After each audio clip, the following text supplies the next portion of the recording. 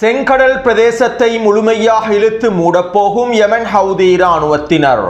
Saudi அரேபியாவின் சரக்கு கப்பல்களையும் எண்ணெய் கப்பல்களையும் இலக்கு வைத்து தாக்குதல்களை மேற்கொள்ளப் போகும் யெமன் ஹவுதி இராணுவத்தினரும் அடிமை சவுதி அரேபியாவுக்கு யெமன் ஹவுதிகள் விதித்திருக்கக்கூடிய நிபந்தனையும் காலக்கெடுவும் பற்றி எறியப் போகும் செங்கடல் பிரதேசமும் ஹுதைதா துறைமுக பிரதேசத்திலே தோண்டப்பட்டிருக்கக்கூடிய மிகப்பெரிய புதைக்குழிகளும் கொத்து கொத்தாக அளிக்கப்பட்டிருக்கக்கூடிய சவுதி அரேபிய கூலிப்படைகளும் இந்த பிராந்தியத்திலே இஸ்ரேலிய ஆக்கிரமிப்போடு ஒரு பொழுதும் இணைந்து வாழவே முடியாது. இதனால் இஸ்ரேலிய ஆக்கிரமிப்பை இந்த பிராந்தியத்திலிருந்து துரத்தி அடிக்கும் வரை, இஸ்ரேலிய ஆக்கிரமிப்பை அளிக்கும் வரை இந்த போரானது தொடரத்தான் போகின்றது. தெற்கு லெபனான் பிரதேசத்திலே இருக்கக்கூடிய கிறிஸ்தவர்கள் இஸ்ரேலோடு இணைவதற்கு விரும்புகின்றார்கள் என கருத்துக்களை வெளியிட்ட நெட்டன்யாகுவும் கிறிஸ்தவ தலைவர்களுடைய தரமான பதிலடிகளும், காசாவில் கலைக்கப்பட்டிருக்கக்கூடிய ஹமாஸின் அரசாங்கமும் அடுத்த கட்ட நகர்வுகளும் ஹமாஸினுடைய தந்திரங்களும்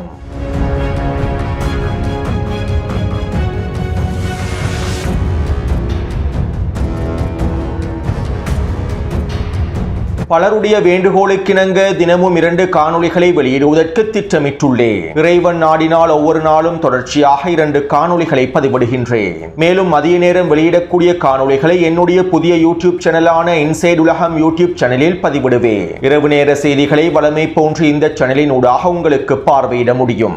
அத்தோடு இன்று மதியமும் மிக முக்கியமான காணொளி ஒன்றை இன்சைட் உலகம் சேனலில் பதிவிட்டிருந்தேன். ஈரானுக்கு எதிராக எலன் மஸ்கினுடைய ஸ்டார்லிங்க் இணைய சேவைகள் எவ்வாறு பயன்படுத்தப்பட்டுள்ளன, எலன் மஸ்கினுடைய கிராக்கேயை எவ்வாறு ஈரானுக்கு எதிராக பயன்படுத்தப்பட்டுள்ளது, எக்ஸ் தளம் எவ்வாறு ஈரானுக்கு எதிராக பயன்படுத்தப்பட்டுள்ளது என்பது தொடர்பான பல விரிவான தகவல்களை இன்று மதியம் வெளியிட்ட காணொளியில் குறிப்பிட்டுள்ளேன். மேலும் இவை தொடர்பான தகவல்கள் தொடர்ச்சியான தகவல்களாகவே அமையப் போகின்றன.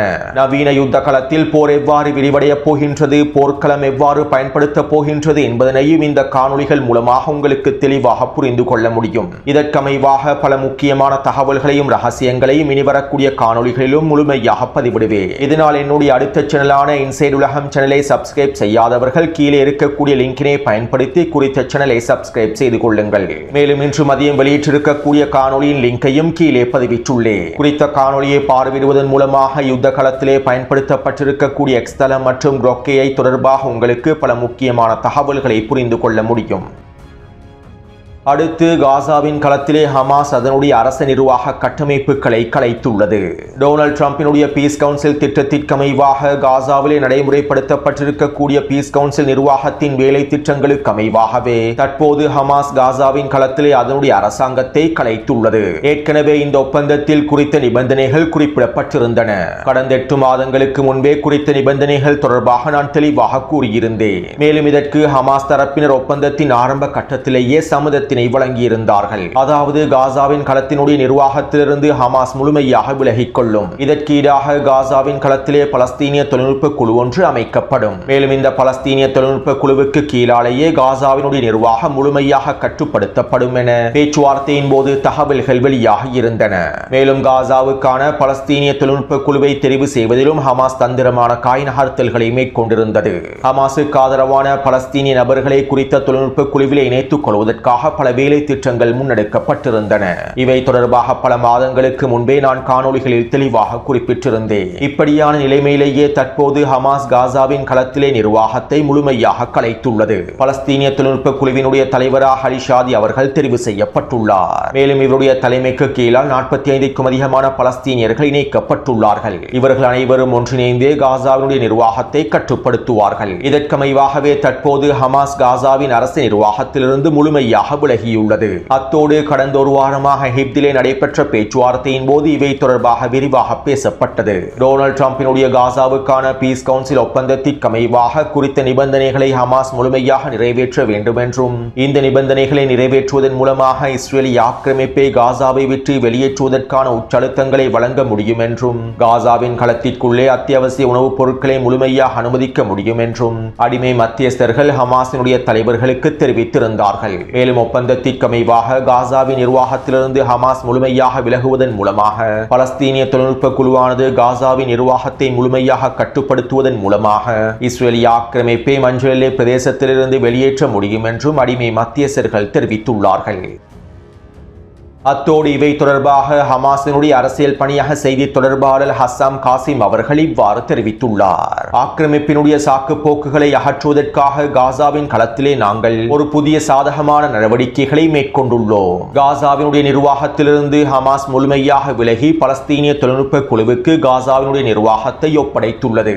எங்களுடைய இந்த செயற்பாடானது ஒரு மிக முக்கியமான சாதகமான விளைவை ஏற்படுத்தக்கூடிய செயற்பாடாகும். மேலும் ஒப்பந்தத்திலே குறிப்பிடப்பட்டிருக்கக்கூடிய அனைத்து நிபந்தனைகளையும் நாங்கள் முழுமையாக நடைமுறைப்படுத்திவிட்டோம். காசாவின் நிர்வாகத்தையும் பலஸ்தீனிய தொழில்நுட்ப குழுவிடம் ஒப்படைத்துவிட்டோம். தற்போது பந்தானது மத்தியஸ்தர்களிடமே காணப்படுகின்றது. மத்தியஸ்தர்கள் தற்போது இஸ்ரேலிய ஆக்கிரமிப்பை மஞ்சள் எல்லை பிரதேசங்களில் இருந்து முழுமையாக வெளியேற்றுவதற்கான அழுத்தங்களை வழங்க வேண்டும். காசாவுக்குள்ளே அத்தியாவசிய உணவுப் பொருட்கள் முழுமையாக அனுமதிக்கப்பட வேண்டும். பலஸ்தீனிய மக்களுக்கான அனைத்து விதமான உதவிகளும் காசாவிற்குள்ளே அனுமதிக்கப்பட வேண்டும். காசாவுக்குள்ளே கட்டுமான பணிகளை மேற்கொள்வதற்கான வேலை திட்டங்கள் ஆரம்பிக்கப்பட வேண்டும். ஒப்பந்தத்திலே கூறப்பட்டிருக்கக்கூடிய அனைத்து புனரமைப்பு வேலை திட்டங்களும் முழுமையாக முடிக்கப்பட வேண்டும். இதற்கு மேலும் ஆக்கிரமிப்பினால் யாரையுமே மாற்ற முடியாது. ஹமாஸ் மீது வீணாக பழிகளை சுமத்த முடியாது. நாங்கள் எங்களுடைய நிபந்தனைகளை முழுமையாக நிறைவேற்றிவிட்டோம். இனி ஆக்கிரமிப்பு அதனுடைய நிபந்தனைகளை முழுமையாக நிறைவேற்ற வேண்டும். இல்லாவிட்டால் களத்திலே நாங்கள் அடுத்த கட்ட முடிவுகளை நோக்கி நகர வேண்டி ஏற்படும் என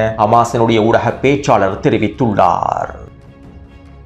அத்தோடு காசாவின் நிர்வாகத்தை பலஸ்தீனிய தொழில்நுட்ப குழுவிடம் ஒப்படைத்திருக்கக்கூடிய ஹமாஸினுடைய தலைவர்கள் சில தந்திரமான காய் நகர்த்தல்களையும் மேற்கொண்டுள்ளார்கள். அதாவது காசாவினுடைய உள்துறை அமைச்சகத்தில் பணிபுரியக்கூடிய அனைத்து நபர்களும் அவ்வாறே பணிபுரிவார்கள். ஹமாஸினுடைய அரசாங்கத்திற்கு கீழால் காசாவினுடைய ஒவ்வொரு அமைச்சகமும் எவ்வாறு செயற்பட்டதோ அதே போன்ற ஒவ்வொரு அமைச்சகமும் தொடர்ச்சியாக செயற்படும். காசாவினுடைய நிர்வாகத்தில் இருக்கக்கூடிய ஹமாஸின் உயர்மட்ட பதவிகள் மாத்திரமே மாற்றி அமைக்கப்பட்டுள்ளன. அதாவது ஹமாஸினுடைய நிர்வாக பொறுப்புகள் மாத்திரமே தற்போது பலஸ்தீனிய தொழில்நுட்ப குழுவிடம் ஒப்படைக்கப்பட்டுள்ளது. பலஸ்தீனிய தொழில்நுட்ப குழுவில் இருக்கக்கூடிய 45க்கும் அதிகமான தலைவர்கள் திட்டங்களை வகுத்து காசாவை முழுமையாக கட்டுப்படுத்துவார்கள். அதே நேரம் இவர்களுக்கு கீழால் தொழில் புரியக்கூடிய அனைவரும் தொடர்ச்சியாக செயற்படுவார்கள். இவர்களுக்கான சம்பளமும் தொடர்ச்சியாக வழங்கப்படும். டொனால்ட் ட்ரம்பினுடைய பீஸ் கவுன்சில் நிர்வாகத்திற்கு கீழாலேயே அனைவருக்கும் சம்பளமும் வழங்கப்படும் என தெரிவிக்கப்படுகின்றது. சுருக்கமாக குறிப்பிடுவதாக இருந்தால் காசாவின் நிர்வாகத்தில் இருக்கக்கூடிய உயர்மட்ட தலைமைகளை ஹமாஸ் உள்ளது. ஆனால் காசாவின் நிர்வாகத்திலே உள்துறை அமைச்சகத்திலே பணிபுரியக்கூடிய அனைவரும் அவ்வாறே செயற்படுவார்கள். அவர்களை பணி நீக்கம் செய்ய முடியாது. மேலும் அவர்களுக்கான சம்பளத்தையும் பலஸ்தீனிய தொழில்நுட்ப குழு தொடர்ச்சியாக வழங்க வேண்டும். இன்னும் ஒரு விதத்தில் குறிப்பிடுவதாக இருந்தால் காசாவின் நிர்வாகத்தை மறைமுகமாக ஹமாஸ் தான் கட்டுப்படுத்தும். ஆனால் ஒப்பந்தத்திற்கமைவாக காசாவுடைய நிர்வாக தலைமைகளை மாத்திரம் பலஸ்தீனிய தொழில்நுட்ப குழுவிடம் ஒப்படைத்துவிடும். இது காசாவின் களத்திலே ஹமாஸ் மேற்கொண்டிருக்கக்கூடிய தந்திரமான காய் நகர்த்தலாகும்.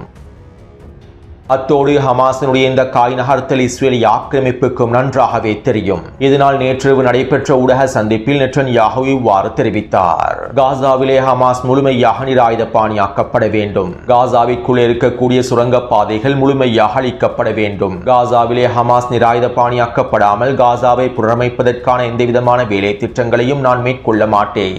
அதற்கான அனுமதியையும் வழங்கப் போவதில்லை. மேலும் ஹமாஸ் நிராயுதபாணியாக்கப்படாமல் இஸ்ரேலிய இராணுவம் காசாவை விற்று ஒரு பொழுதும் வெளியேறாது என்றும் நெட்டன்யாஹு குறித்த ஊடக சந்திப்பிலே தெரிவித்துள்ளார். அதே நேரம் அடிமை மத்தியஸ்தர்கள் ஒரு பொழுதும் இஸ்ரேலிய ஆக்கிரமிப்புக்கு எந்தவிதமான அழுத்தங்களையும் வழங்கப் போவதில்லை. அவர்களால் இஸ்ரேலிய ஆக்கிரமிப்புக்கு எதிராகவோ டொனால்ட் ட்ரம்பினுடைய நிர்வாகத்திற்கு எதிராகவோ எந்தவிதமான அழுத்தங்களையும் வழங்க முடியாது. மேலும் நான் முன்னே காணொளிகளில் கூறியதை போன்று குறித்த ஒப்பந்தத்தினுடைய நிபந்தனைகளை நடைமுறைப்படுத்துவதனால் எந்தவிதமான மாற்றங்களும் ஏற்படுத்தப்பட போவதில்லை. இருப்பினும் காசாவின் களத்திலே ஹமாஸினுடைய தலைவர்கள் பலஸ்தீனிய தலைமைகள் இறுதி முயற்சியாகவே அரச நிர்வாகத்தையும் தற்போது விட்டுக் கொடுத்துள்ளார்கள். அதுவும் தந்திரமாகத்தான் விட்டுக் கொடுத்துள்ளார்கள். மேலும் இவை அனைத்தும் தோல்வியில் முடிவடையும் சந்தர்ப்பத்தில் போர்க்களம் ஒன்றே தீர்வாக அமையப் போகின்றது.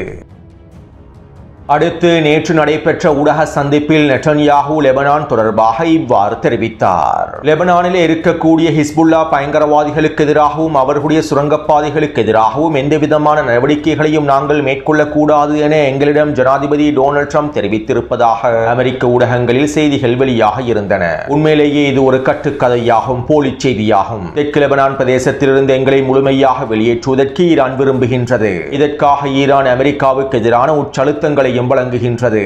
ஆனால் இந்த அழுத்தங்களினால் நாங்கள் ஒரு பொழுதும் அசையப் போவதில்லை. மேலும் இந்த அழுத்தத்தை நாங்கள் முழுமையாக சமாளித்து வருகின்றோம். இதற்காகத்தான் லெபனானிய அரசாங்கத்தோடும் நாங்கள் ஒப்பந்தத்தை முடித்துள்ளோம். மேலும் இந்த ஒப்பந்தத்திற்கு அமைவாக லெபனானிய களத்தில் இதற்கு பிறகு ஈரானுக்கு தலையிட முடியாது. நாங்கள் தெற்கு லெபனான் பிரதேசத்திலே தொடர்ச்சியாக நிலைத்திருப்பதற்கான அனுமதியை லெபனானிய அரசாங்கமே வழங்கிவிட்டது. ஹிஸ்புல்லா நிராயுத பாணியாக்கப்படும் வரை தெற்கு லெபனான் பிரதேசத்திலே நாங்கள் தொடர்ச்சியாக நிலைத்திருப்போம். லெபனானிலே ஹிஸ்புல்லாவை முழுமையாக முடிவுக்கு கொண்டு வரப்படும் வரை லெபனான் மீதான தாக்குதல்களையும் நாங்கள் நிறுத்தப் போவதில்லை. அதே போன்று நாங்கள் மத்திய கிழக்கு பிராந்தியத்தில் இருக்கக்கூடிய எங்களுடைய நண்பர்களோடும் கிறிஸ்தவர்களோடும் மிக முக்கியமான வேலை திட்டங்களை முன்னெடுத்து வருகின்றோம். லெபனானில் இருக்கக்கூடிய கிறிஸ்தவ கிராமங்கள் இஸ்ரேலோடு ஒன்றிணைக்கப்பட வேண்டும் என கிறிஸ்தவ தலைவர்கள் கோரிக்கைகளை முன்வைக்கின்றார்கள். ஏனென்றால் ஹிஸ்புல்லா அவர்களை படுகொலை செய்யவே விரும்புகின்றது. நாங்கள் தான் லெபனானில் இருக்கக்கூடிய கிறிஸ்தவர்களை பாதுகாக்கின்றோம். நாங்கள் எல்லா இடங்களிலும் இருக்கக்கூடிய கிறிஸ்தவர்களுக்கும் இதனை தான் செய்கின்றோம். இதனை கிறிஸ்தவர்கள் தெளிவாக புரிந்து கொள்ள வேண்டும். மத்திய கிழக்கில் இருக்கக்கூடிய கிறிஸ்தவர்களையும் நாங்கள் முழுமையாக பாதுகாப்போம் என நெட்டன்யாஹூ குறித்த ஊடக சந்திப்பிலே தெரிவித்தார். இதைத் தொடர்ந்து லெபனானிய களத்தில் இருக்கக்கூடிய கிறிஸ்தவ கிராம தலைவர்களும் கிறிஸ்தவ தலைவர்களும் நெட்டன்யாஹுவின் கருத்துக்களுக்கு மறுப்பை தெரிவித்திருந்தார்கள். தெற்கு லெபனான் பிரதேசத்தில் இருக்கக்கூடிய கிறிஸ்தவ கிராமங்கள் இஸ்ரேலோடு ஒன்றிணைவதற்கு விரும்புவதாக நெட்டன்யாஹூ கூறியிருக்கக்கூடிய கருத்துக்களை நாங்கள் முழுமையாக நிராகரிக்கின்றோம். தெற்கு லெபனான் பிரதேசத்திலே ஹிஸ்புல்லா இராணுவத்தினர் கிறிஸ்தவர்களுக்கு எதிராக செயற்படுகின்றார்கள் என்கின்ற கூற்றுக்கள் முழுமையாக தவறானதாகும். மேலும் தெற்கு லெபனான் பிரதேசத்திலே இஸ்ரேல் மேற்கொண்டிருக்கக்கூடிய தொடர்ச்சியான வான்வெளி தாக்குதல்களினால் கிட்டத்தட்ட 4க்கும் அதிகமான கிறிஸ்தவ தேவாலயங்கள் அழிக்கப்பட்டுள்ளன. இவை தொடர்பாக நெட்டன்யாஹூ எந்தவிதமான கருத்துக்களையும் வெளியிடுவதில்லை. தெற்கு லெபனான் பிரதேசத்தில் இருக்கக்கூடிய எங்களுடைய கிறிஸ்தவ தேவாலயங்களுக்கு எதிராக இஸ்ரேலிய இராணுவத்தினரே தாக்குதல்களை மேற்கொண்டார்கள். மேலும் அவர்கள் எங்களுடைய கிறிஸ்தவ தேவாலயங்களை பாதுகாப்பதற்காகவே அனைத்தையும் செய்தார்கள். நெட்டன்யாஹூ போலியான கருத்துக்களை வெளியிட்டு களத்தினுடைய யதார்த்தத்தையே மாற்றி அமைக்க முயற்சி செய்கின்றார் என தெற்கு லெபனான் பிரதேசத்தில் இருக்கக்கூடிய கிறிஸ்தவ கிராமங்களின் தலைவர்களும் கிறிஸ்தவ மத தலைவர்களும் அறிக்கையிலே தெரிவித்துள்ளார்கள். அடுத்து இஸ்ரேலிய ஆக்கிரமிப்பு தெற்கு லெபனான் பிரதேசத்திலே தொடர்ச்சியான வான்வெளி தாக்குதல்களை மேற்கொண்டு வருகின்றது. நபட்டியா பிரதேசத்திலே கடந்த 24 மணித்தியாலங்களுக்குள் 5க்கும் அதிகமான வான்வெளி தாக்குதல்கள் மேற்கொள்ளப்பட்டிருந்தன. மேலும் பாடசாலை அதிபர் ஒருவர் இலக்கு வைத்தும் தாக்குதல்களை மேற்கொண்டிருந்தது. இந்த தாக்குதலிலே கிட்டத்தட்ட 5க்கும் அதிகமான லெபனானிய மக்கள் இனப்படுகொலை செய்யப்பட்டுள்ளார்கள். அத்தோடு நபட்டியா பிரதேசத்திலும் அலியல் தாஹிர் பிரதேசத்திலும் ஹிஸ்புல்லா இராணுவத்தினர் தொடர்ச்சியான தாக்குதல்களை மேற்கொண்டு வருகின்றார்கள். கடந்த 24 மணித்தியாலங்களுக்குள் ஹிஸ்புல்லா டசன் கணக்கான ரதுவான் படைப்பிரிவுகள் இஸ்ரேலிய ஆக்கிரமிப்பு சிப்பாய்களுக்கு எதிராக ட்ரோன் தாக்குதல்களையும் கவச எதிர்ப்பு ஏவுகணை தாக்குதல்களையும் மேற்கொண்டுள்ளார்கள். இந்த தாக்குதல்களின் போது இஸ்ரேலிய ஆக்கிரமிப்பின் போர் வாகனங்கள் இலக்கு வைக்கப்பட்டிருப்பதாகவும் இஸ்ரேலிய ஆக்கிரமிப்பு சிப்பாய்கள் பதுங்கியிருந்த 2 வீடுகள் பொறிவைக்கப்பட்டு தகர்க்கப்பட்டிருப்பதாகவும் இந்த தாக்குதலினால் குறைந்தது 8க்கும் அதிகமானோர் அளிக்கப்பட்டிருப்பதாகவும் தெரிவிக்கப்படுகின்றது.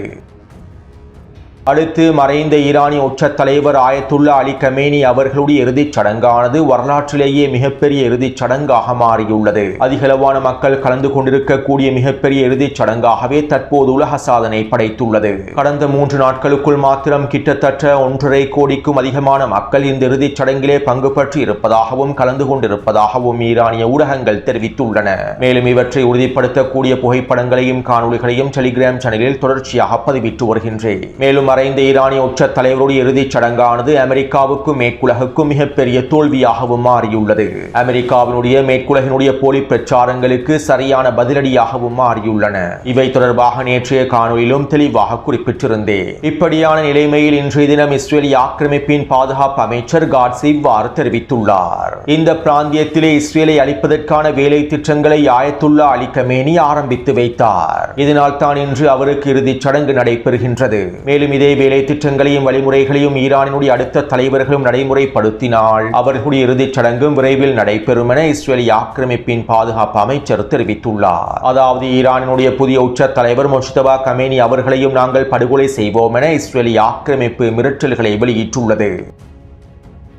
அத்தோடு நேற்றைய தினம் மறைந்த உச்ச தலைவருடைய 3 புதல்வர்களும் கலந்து கொண்டிருந்தார்கள். 4வது புதல்வராக இருக்கக்கூடிய தற்போதைய உச்ச தலைவராக செயற்படக்கூடிய முஜ்தபா கமேனி அவர்கள் கலந்து கொள்ளவில்லை. அதே நேரம் வருகின்ற 9ஆம் திகதி இறுதிச் சடங்கினுடைய இறுதி நாளிலே ஈரானினுடைய உச்ச தலைவர் முஜ்தபா கமேனி அவர்கள் கலந்து கொள்வார் என தெரிவிக்கப்படுகின்றது. ஆனால் இதற்கு ஈரானிய பாதுகாப்பு தலைமைகள் முழுமையாக மறுப்பு தெரிவித்திருப்பதாகவும் வருகின்ற 9ஆம் திகதி மறைந்த உச்ச தலைவரை அடக்கம் செய்யும் நிகழ்வுக்கும் தற்போதைய உச்ச தலைவர் முஜ்தபா கமேனி அவர்கள் வருகை தரமாட்டார்கள் என்றும் சில ஆதாரங்கள் தெரிவிக்கின்றன. பெரும்பாலும் ஈரானிய உச்ச தலைவர் முஜ்தபா கமேனி அவர்கள் வருகை தருவதற்கான வாய்ப்புகள் குறைவாக இருப்பதாகவே தற்போதைய ஆதாரங்கள் தெரிவிக்கின்றன. உண்மையில் தற்போதைய சூழ்நிலையில் ஈரானினுடைய உச்ச தலைவர் முஜ்தபா கமேனி அவர்கள் இந்த இறுதிச் சடங்கில் கலந்து கொள்ளாமல் இருப்பதே, வெளியில் வராமல் இருப்பதே அவருடைய பாதுகாப்புக்கு மிக முக்கியமானதாகும். எனவே இதற்கமைவாகவே ஈரானிய பாதுகாப்பு படைகளும் முடிவுகளை எடுப்பார்கள் என எதிர்பார்க்கப்படுகின்றது. அத்தோடு இன்றைய தினம் உச்ச தலைவர் முஜ்தபா கமேனி அவர்களுடைய மூத்த இராணுவ ஆலோசகர்களில் ஒருவரான யஹ்யா ரஹீம் சாஃபாவி அவர்கள் இவ்வாறு தெரிவித்தார். இந்த பிராந்தியத்திலே இஸ்ரேலிய ஆக்கிரமிப்பும் ஈரானும் ஒரு பொழுதும் இணைந்து வாழவே முடியாது. தற்போது ஈரானுக்கும் ஆக்கிரமிப்புக்கும் இடையில் வாழ்வா சாவா என்கின்ற போர் நடைபெற்றுக் கொண்டிருக்கின்றது. நிச்சயமாக இந்த போரிலே ஈரான் நிலைத்து நிற்கும். இறைவனின் உதவியோடு நாங்கள் இஸ்ரேலிய ஆக்கிரமிப்பை முடிவுக்கு கொண்டு வருவோம். இஸ்ரேலிய ஆக்கிரமிப்பை இந்த பிராந்தியத்திலிருந்து அளிக்காமல் இந்த போரானது நின்றுவிட போவதில்லை. மேலும் இதற்காக நாங்கள் இறுதி வரை போராடுவோம். இதனால் இந்த போரானது தொடரத்தான் போகின்றது என ஈரானிய உச்ச தலைவருடைய இராணுவ ஆலோசகர் தெரிவித்துள்ளார். அடுத்து யமனின் களத்திலே மோதல்கள் விரிவடைந்து வருகின்றன. மேலும் யமன் அன்சாருல்லாவினுடைய அரசியல் பணியாக உறுப்பினர் முகமது அல் ஃபாரா அவர்கள் இவ்வாறு தெரிவித்துள்ளார். தொடர்ச்சியான தோல்விகளை ஏற்றுக்கொள்வதில் சவுதி அரேபியா மிகவும் பிடிவாதமாகவே இருக்கின்றது. மேலும் சவுதி அரேபியா தங்களுடைய மக்களுக்கு தேவையான நலன்களை செய்யாமல் வெளிப்புற அழுத்தங்களுக்காகவும் வெளிநாட்டு சக்திகளுடைய தேவைகளுக்காகவுமே முழுமையாக செயற்படுகின்றது. சவுதி அரேபியா அதனுடைய வளங்களையும் செல்வத்தையும் கூலிப்படைகளுக்காகவும் ஆக்கிரமிப்புக்காகவுமே செலவழிக்கின்றது. சவுதி அரேபிய மக்களுக்கு செலவழிக்க வேண்டிய பணம் அனைத்தும் தற்போது ஆக்கிரமிப்பாளர்களுக்காகவே செலவழிக்கப்படுகின்றன. இதற்கமைவாகவே யமனினுடைய களத்திலும் சவுதி அரேபியா கூலிப்படைகளை உருவாக்கியுள்ளது. யமன் மக்களை இனப்படுகொலை செய்யக்கூடிய, யமன் மக்களுடைய உரிமைகளை மீறக்கூடிய இந்த கூலிப்படைகள் மீதே சவுதி அரேபிய அரசாங்கம் பில்லியன் டாலர் பணத்தையும் முதலீடு செய்கின்றது. மேலும் சவுதி அரேபியாவினுடைய இந்த வேலை திட்டங்கள் யமனின் களத்தில் ஒரு பொழுதும் வெற்றி அடைய போவதில்லை. கடந்த 11 வருடங்களாக நாங்கள் யமனினுடைய களத்திலே இதனை உறுதிப்படுத்தியுள்ளோம். மேலும் தற்போது 11 வருடங்களுக்கு மேலாக யமன் மீது விதிக்கப்பட்டிருக்கக்கூடிய சவுதி அரேபிய மற்றும் அமெரிக்க முற்றுகையை முடிவுக்கு கொண்டு வருவதற்கான காலமும் நேரமும் வந்துவிட்டது. இதனால் யமனின் களத்திலே எதிரியாக இருக்கக்கூடிய சவுதி அரேபியாவுக்கும் அதனுடைய கூலிப்படைகளுக்கும் அடியின் மொழியை தவிர வேறு ஒன்றும் புரிய போவதில்லை. விரைவில் எங்களுடைய அடுத்த கட்ட பதிலடிகளை எதிர்பாருங்கள் என யமன் அன்சாருல்லாவினுடைய ஊடக பேச்சாளர் முகமது அல் ஃபாரா அவர்கள் தெரிவித்துள்ளார்.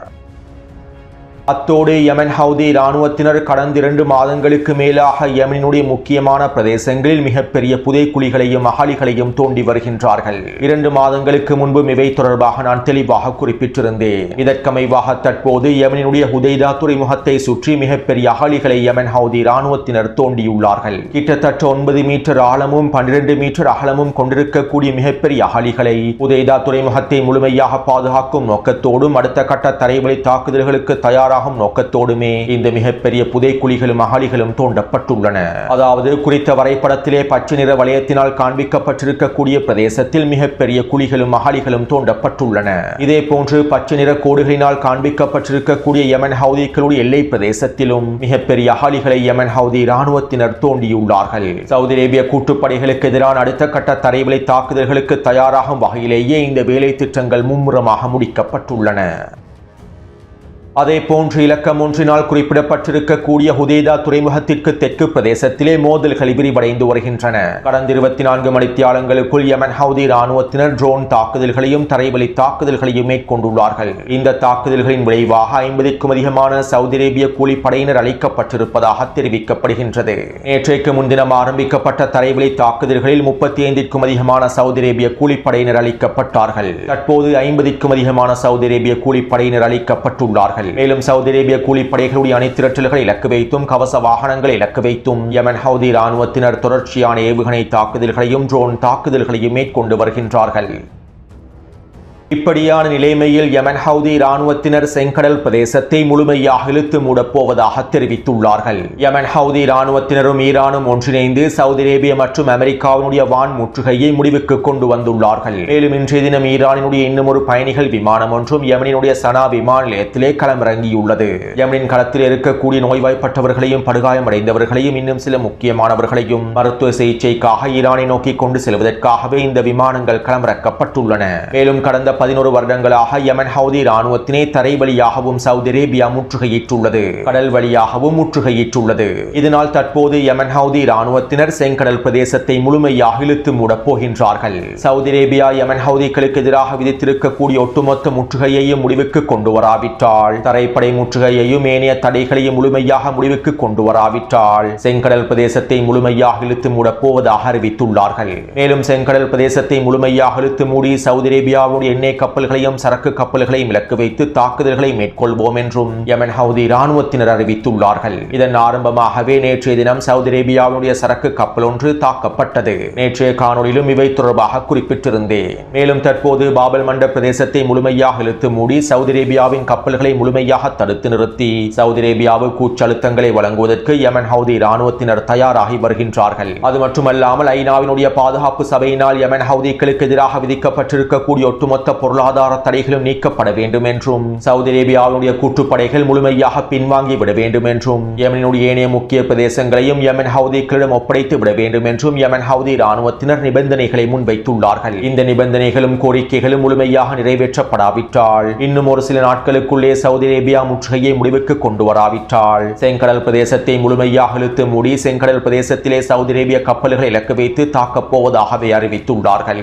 யமன் ஹவுதி ராணுவத்தினர் அடிமை சவுதி அரேபியாவுக்கு எதிராகவும் அதனுடைய கூட்டுப்படைகளுக்கு எதிராகவும் அடுத்த கட்ட காய் நகர்த்தல்களை மேற்கொள்ளப் போகின்றார்கள். மேலும் இந்த சந்தர்ப்பத்திலே அடிமை சவுதி அரேபியாவுக்கு ஆதரவாக யாரெல்லாம் வருகின்றார்களோ அவர்களுக்கு எதிராகவும் செங்கடல் பிரதேசத்திலே நடவடிக்கைகள் எடுக்கப்பட போகின்றன.